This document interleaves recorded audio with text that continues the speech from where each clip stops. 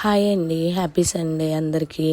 Sunday special ఏంటో తెలుసా మా ఇంట్లో? ఇదిగో చూడండి, ఫిష్ కర్రీ.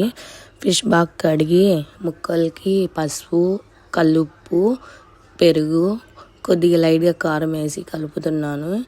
ఇలా బాగా కలిపిన తర్వాత ఇదిగో చూడండి, మసాలా ఉల్లిపాయలు మసాలా ఇదిగో ఇలా బాగా కలుపుకోవాలి. ముక్కలకి బాగా పడితే బాగా టేస్ట్ ఉండిద్దండి. ఇది పక్కకు పెట్టేసి ఇది చింతపండు నానబెట్టాను. ఈ మసాలా అన్నీ రెడీ చేసుకున్నాను. కర్రీ చేస్తాను, చూపిస్తాను, చూడండి ఎలా చేస్తాను నా స్టైల్గా. ఇదిగో ఆయిల్ హీట్ ఎక్కింది కదా, లవంగా చెక్క వేసాను. ఇదేమో మసాలా, అంత మసాలా కాదండి, ఉల్లిపాయలు పచ్చిమిర్చి లైట్గా వేస్తాను మసాలా గ్రేవీ కోసం. గ్రేవీ అంతా బాగా ఫ్రై అయ్యి ఆయిల్ పైకి వచ్చిన తర్వాత ఉడికింది అనుకోవాలి. తర్వాత చింతపండు పులుసు వేసాను.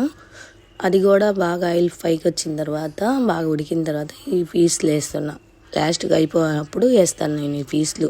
ఎందుకంటే గుజ్జు గుజ్జు అవ్వకుండా, ముక్క చెదరకుండా బాగుండిద్ది. చాలా అంటే చాలా బాగుండిద్ది. ఈ వేసిన ఒక 5 minutes పెట్టి మూతేసి పెడితే మస్తుగా ఉండిద్ది. ఇది చూడండి, వేసాను. ముక్క అటు ఇటు తిప్పేస్తున్నాను. తర్వాత అన్నంలో వేసుకొని తింటున్నాను. చాలా అంటే చాలా బాగుంది. బాయ్.